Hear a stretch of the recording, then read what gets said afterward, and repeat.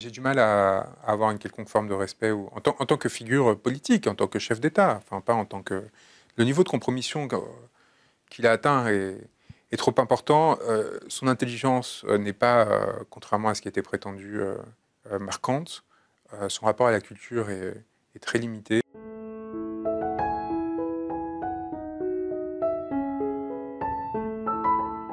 Si on sort de l'Union européenne, il va falloir très vite reconfigurer de la coopération et des accords bilatéraux, tout de suite, parce qu'il va falloir reconstituer des pôles de force, vous voyez, notamment avec l'Europe du Sud et ainsi de suite. Il va falloir rééquilibrer nos rapports avec l'ensemble des pays, il va falloir rééquilibrer nos rapports avec la Russie. Vous voyez, on ne peut pas maintenir tous nos accords avec les États-Unis quand Trump est élu et prétendre que parce que c'est Poutine en Russie, il faut n'avoir aucun accord avec la Russie. Soit on est sur une dynamique où la personne, le chef d'État et les personnes qui dirigent le pays comptent, soit on ne l'est pas. Mais on ne peut pas avoir un double standard. Moi, je considère que dans les affaires d'État, il faut traiter avec les États. Quels que soient nos désaccords sur la politique intérieure, sur le respect des droits de l'homme et ainsi de suite, il faut pouvoir l'énoncer, il faut pouvoir protéger les personnes qui subissent ces répressions, qu'ils soient chinois, russes, et ainsi de suite. Moi, j'ai reçu un certain nombre de dissidents chinois à une période parce que justement, je considère que ça fait partie de la tradition française et qu'il faut continuer à permettre à ceux qui se battent pour la liberté d'être accueillis en France, quelle que soit leur origine ou leur qualité. Mais par contre, est-ce que ça implique de tout d'un coup rentrer dans des dynamiques délirantes où on se prive de toute une série d'accords, y compris sur le gaz et autres, ou qui nous amènent à être sur le point d'entrer dans une guerre conventionnelle avec une puissance nucléaire? C'est inconcevable. Il y a vraiment une immaturité chez ceux qui nous dirigent, teintée d'une forme de paternalisme, à la limite du racialisme en ce qui concerne Emmanuel Macron vis-à-vis de l'Afrique, qui a eu les conséquences que l'on sait, des échecs sur à peu près tous les dossiers où il essayait de s'impliquer. Ça n'a pas été assez dit. Hein. Je repose ma question. Il faut lui trouver au moins 3 qualités à Emmanuel Macron. Je pense que quand vous êtes frappé par le mal comme cet homme l'est, chacun de vos actes, y compris les moins irrationnels, sont marqués par cette caractéristique. J'ai vraiment... Allez, 3 qualités. Il est beau gosse, il est bien manucuré. Il porte Non, mais bien je le veux pas être costard. caricatural en étant... mais j'ai du mal à avoir une quelconque forme de respect en tant que figure politique, en tant que chef d'État, enfin pas en tant que... Le niveau de compromission qu'il a atteint est trop important. Son intelligence n'est pas, contrairement à ce qui était prétendu, marquante. Son rapport à la culture est très limité. Il y a une forme de provincialisme au sens négatif du terme, hein, c'est-à-dire une sorte de bourgeoisirance qu'il habite dans tous les domaines. Et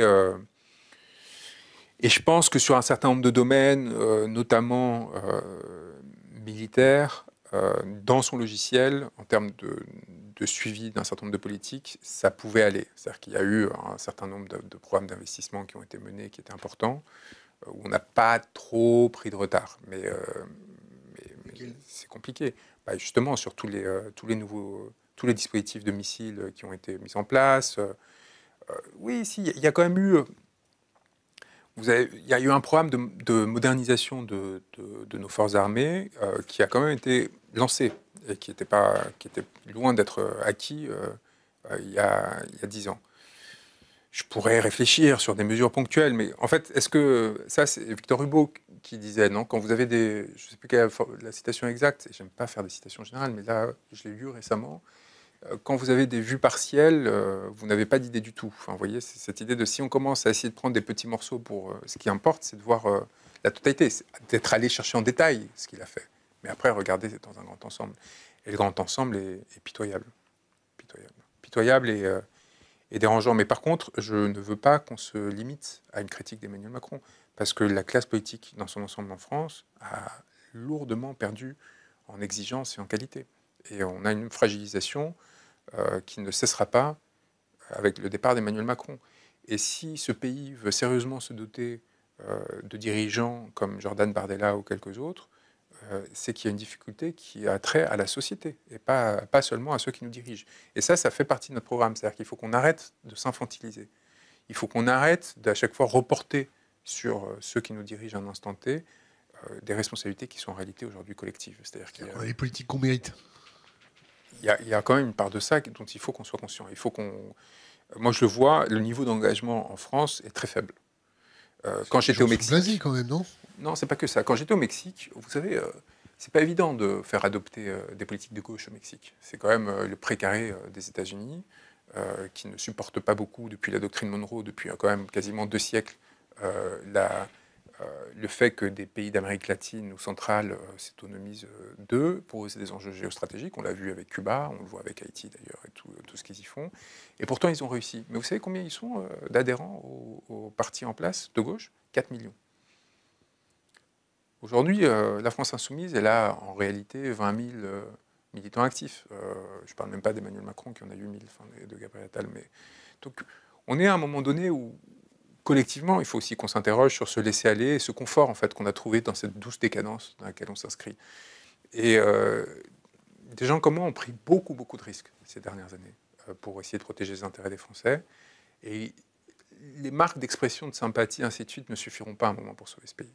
Voyez, et ne suffiront pas pour résister à des forces qui ont beaucoup trop d'intérêt pour se contenter de laisser les clés au moindre effroi. Les Gilets jaunes ont pris beaucoup de risques. Et on a vu les conséquences que ça a eu. Et donc, mon engagement éthique, il est à l'égard de ceux qui ont pris ces risques-là, et qui est de se dire, je vais essayer d'élaborer avec vous des instruments qui nous permettent demain de résister.